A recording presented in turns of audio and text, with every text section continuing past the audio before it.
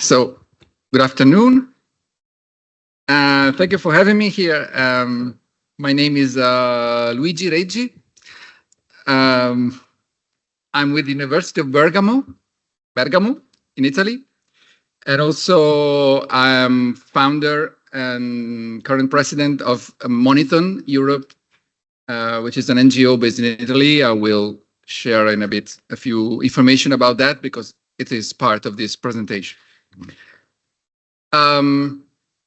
So my talk is about open data, and it's kind of a more general view of the open data movement from civic participation to democratic defense. I will explain in a bit what I mean by that.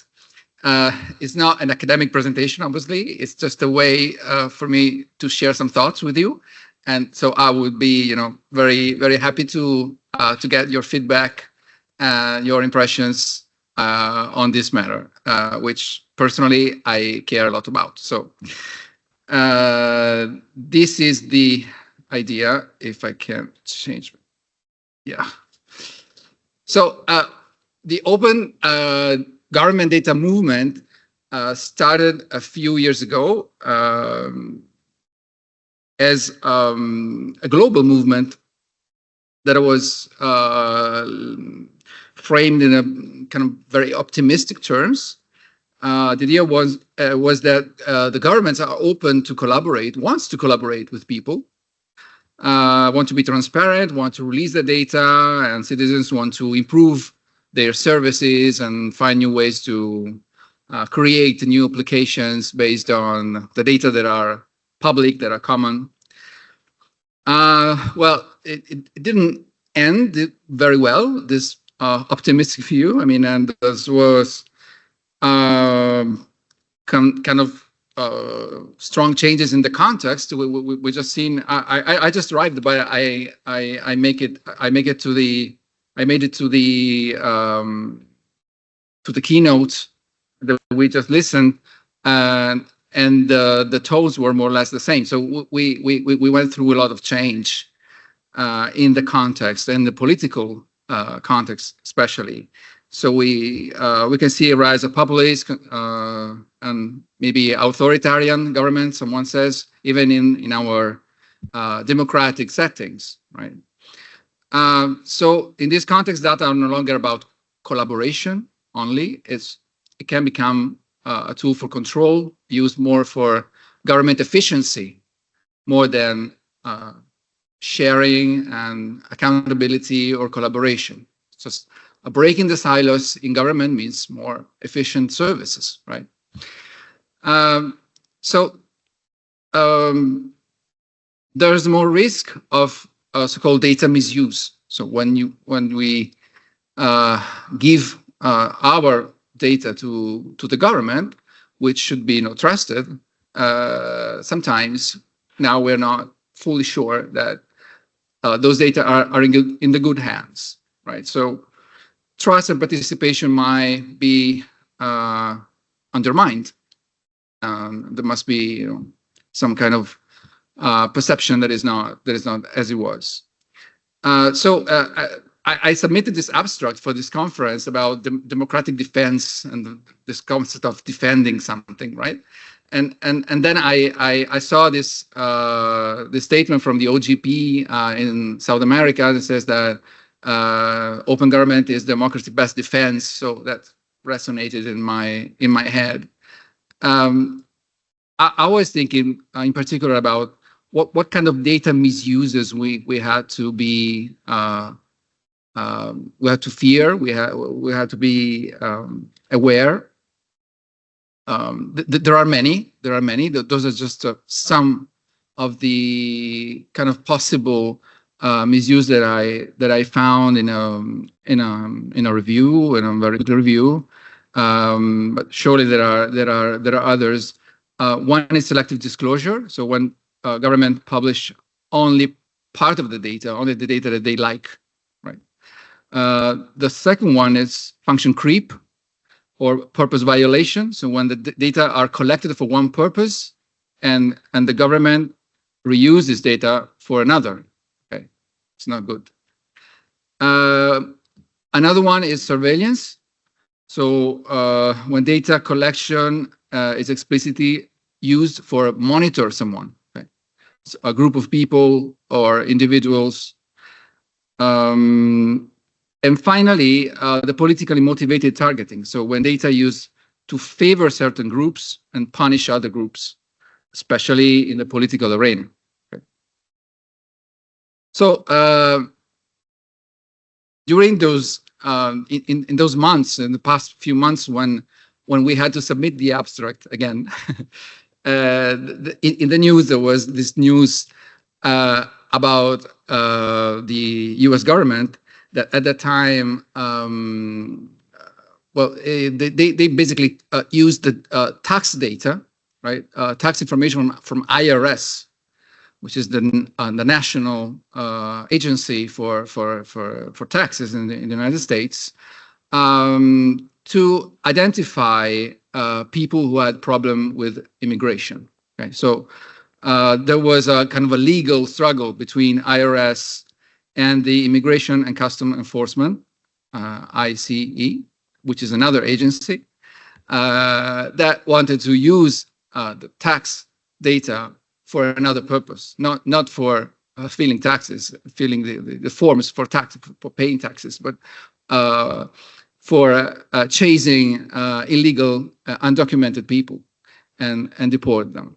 Okay, so that was kind of a powerful case because it highlighted multiple dimensions of data misuse.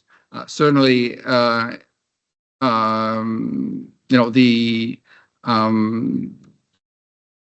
the function creep, the first one, the function violation, but also surveillance. What can we basically do about it? Well, there are many, obviously there are many tools that we can use. One is journalism. we just heard about misinformation, how we can maybe combat that.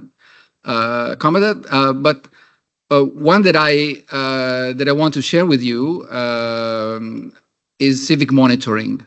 Civic monitoring is a public participation practice which is based on the use of open government data, and it involves common citizens. So everyone can, through proper training and the use of tools that they can find on the web, they can find information about how public money is spent. So how public spending becomes some real and tangible things that can be observed, like infrastructures or public services that can be rated, can be assessed by the public, by the users.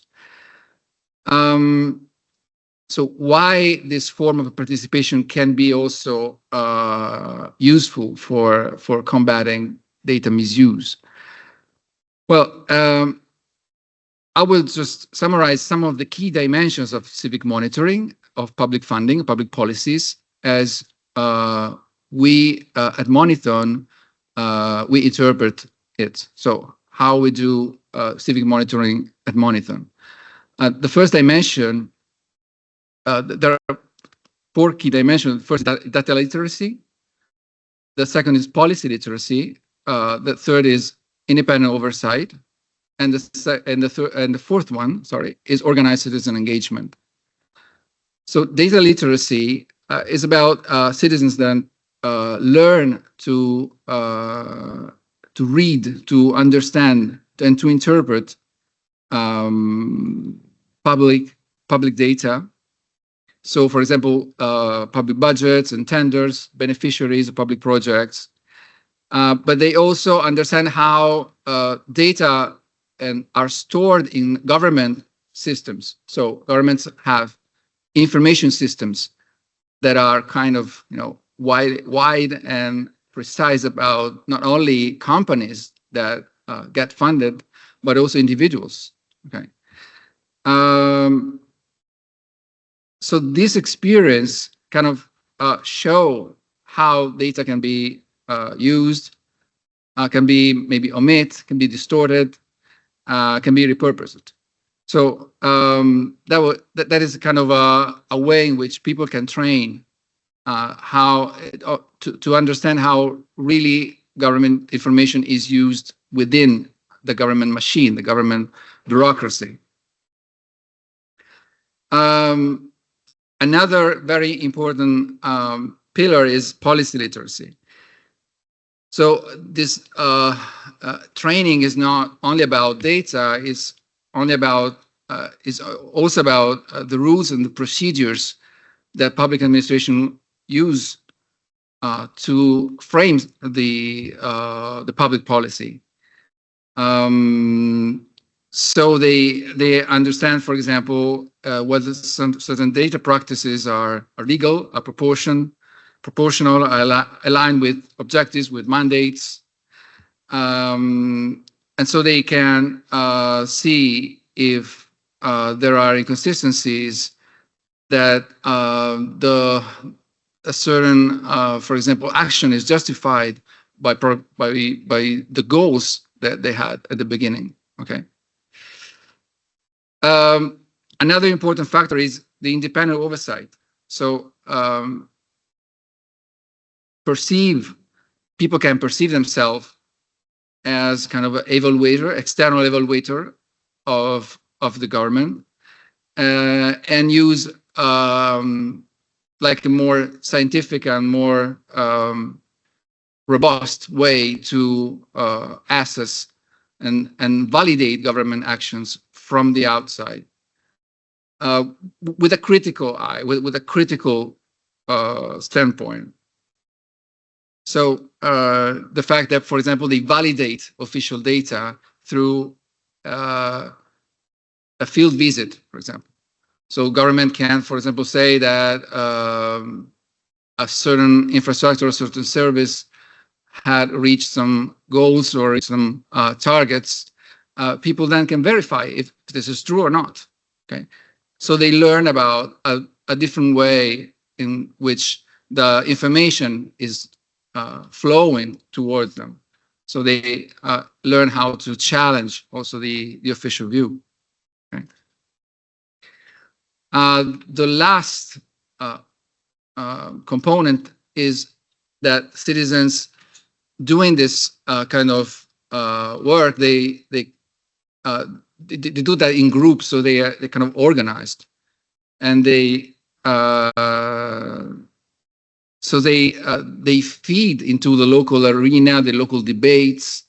They meet with authorities, and they build social capital. This is very important because if people perceive themselves as individuals, it is very unlikely that they can bring change. But in this case, it is part, of the method, the fact that they are together. So they can transform like personal issues or issues that were perceived as individual at the individual level into social issues, okay? And maybe institutions are more likely to respond. Yeah, so I did this kind of exercise to kind of map the different civic monitoring dimension into the four more creepy data misuse practices that we just saw. And yeah, so for example, data literacy obviously potentially have an high impact on selective disclosure because they can understand which data are there, which data are not there. Policy literacy are very important to understand if data are used properly, so for the proper purpose, because they analyze basically what the original and the legal mandate is for each data. It's also good for surveillance. Independent oversight is obviously have very different, purpose. Like it's useful for selective disclosure, but also for political motivating targeting. And the same for organized citizen engagement. When it comes to the political matters, maybe it's more, I don't know, can have more impact. Those are just, reflections. So this is not based on any evidence or anything like it. So if I have 1 minute, what is the yeah, okay. I just would like to finish with 3 takeaways. If I had a text about that, but I can't find it. So okay. The first is that we try to show that the data should not be seen a tool for transparency, but also a tool for defend democracy. Okay, so like a democratic defense infrastructure. I like this term. We have seen that the political context has changed a lot, and data can also be used for efficiency, but also for repression. And in this environment, we need new practices that involve citizens, that in really, I don't know, can involve the people at the bottom up to change things. And civic monitoring can be one of the answers. And so the shift that we need is trying to enabling, it's a shift from enabling access to open data to being all about resisting abuse of data. So this is my conclusion. Thank you so much. Please let me know what you think about this. Do you have any questions?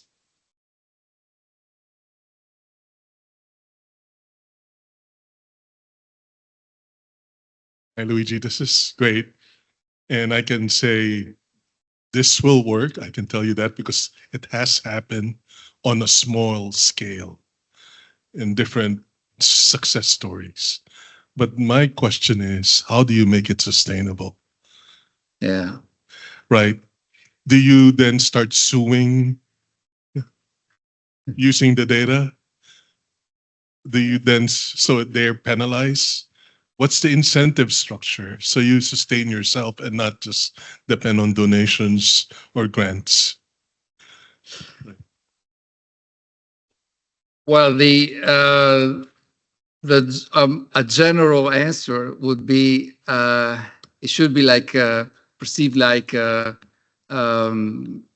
education for everyone, right? Like we want education, we want everyone to be educated, right? And this is like a global goal for everyone. And so, yeah, at that level, at the general level, I think people should become aware that this is like a very basic requirement of education, of civic education. So when you learn about where you are, your reality that you have, that you have, around you, you should include in this kind of education also education about how data are used, your data, and how government really use this kind of information for political reason, right? And this is the general answer. The more practical answer, how Monitor, for example, can survive.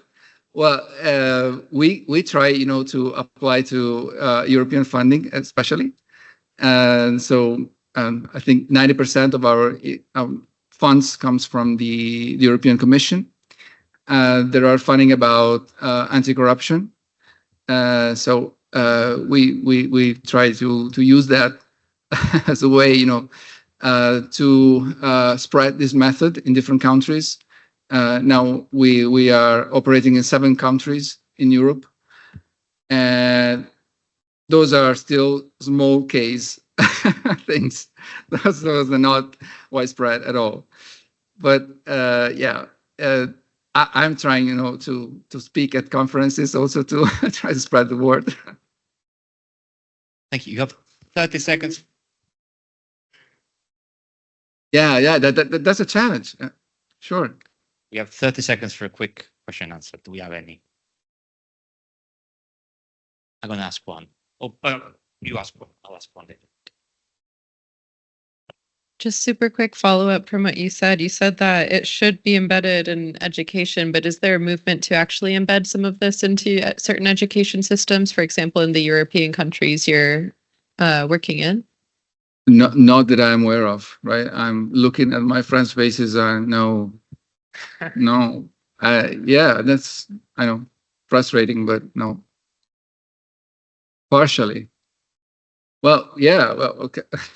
Yeah, there's I don't know if I can cite correctly the right ministry name, but there's a Ministry of Education together with the Ministry of Cohesion Policies of the Presidency of Council of Italy that had a program which is an experimental program, but it lasted for 13 years, so it's not that experimental, which is about civic monitoring. So Moniton Europe provides the methods and the tools to this program, which is based on it's voluntary based. So certain schools can participate in the civic monitoring by applying, and 200 schools per year participate. So it is, again, small scale scenario in my opinion. 200. I said, okay, 200 schools per year.